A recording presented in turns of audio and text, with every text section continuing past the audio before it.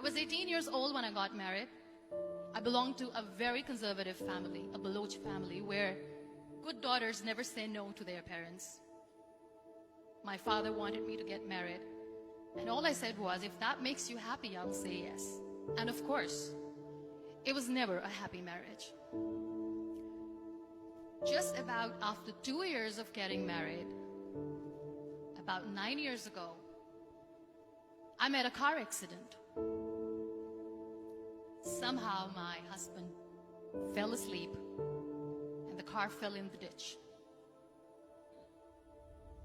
He managed to jump out, saved himself. I'm happy for him. But I stayed inside the car and I sustained a lot of injuries. The list is a bit long. Radius ulna of my right arm were fractured. The wrist was fractured. Shoulder bone and collarbone were fractured. My whole rib cage got fractured. But that injury that changed me and my life completely was the spine injury. Many people came to rescue. They gave me CPR. They dragged me out of the car. And while they were dragging me out, I got the complete transection of my spinal cord. Those 2.5 months in the hospital were dreadful. I was at the verge of despair.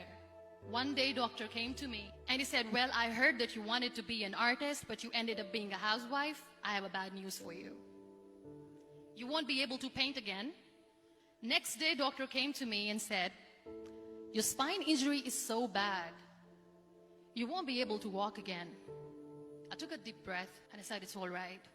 Next day, doctor came to me and said, because of your spine injury and the fixation that you have in your back, you won't be able to give birth to a child again.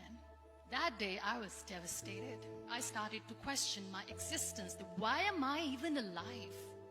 So what kept me going was, one day I asked my brothers, I know I have a deformed hand, but I'm tired of looking at these white walls in the hospital and wearing these white scrubs.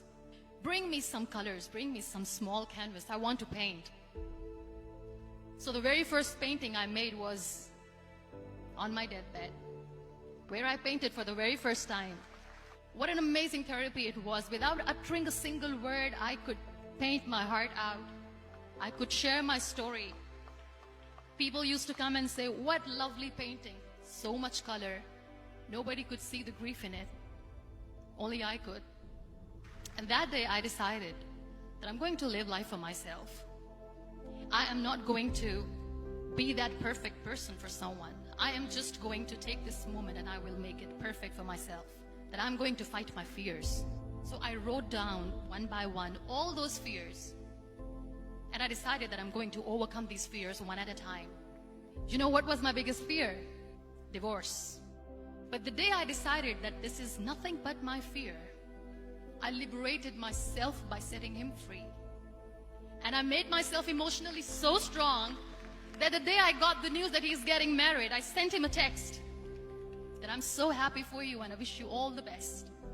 And he knows that I pray for him today. Number 2 was, I won't be able to be a mother again. And that was quite devastating for me. But then I realized there are so many children in the world, all they want is acceptance. So there is no point of crying, just go and adopt one. And that's what I did.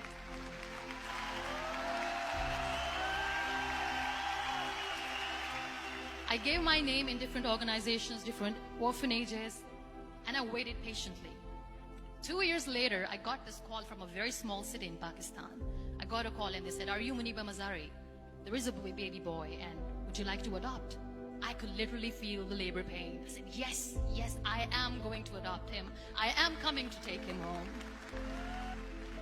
And that day, I was 2 days old, and today he's 6. You know, when you end up being on the wheelchair, what's the most painful thing? People think that they will not be accepted by the people because we, in the world of perfect people, are imperfects. So I decided to appear more in public. I started to paint. I have done a lot of modeling campaigns. I decided that I'm going to join the national TV of Pakistan as an anchor person. I became the National Goodwill Ambassador for UN Women Pakistan, and now I speak for the rights of women, children. I was featured in BBC 100 Women for 2015. I'm one of the Forbes 30 under 30 for 2016. So when you accept yourself the way you are, the world recognizes you.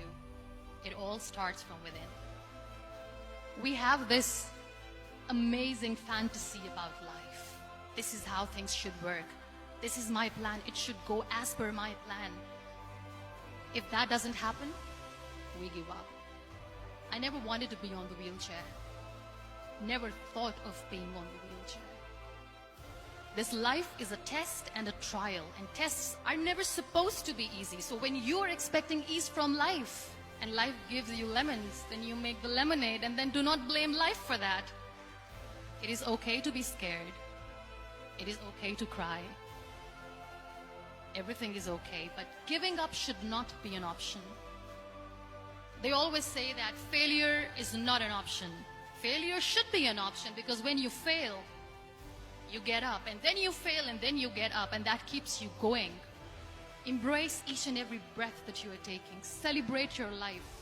Live it. Don't die before your death. Real happiness lies in gratitude. So be grateful, be alive, and live every moment.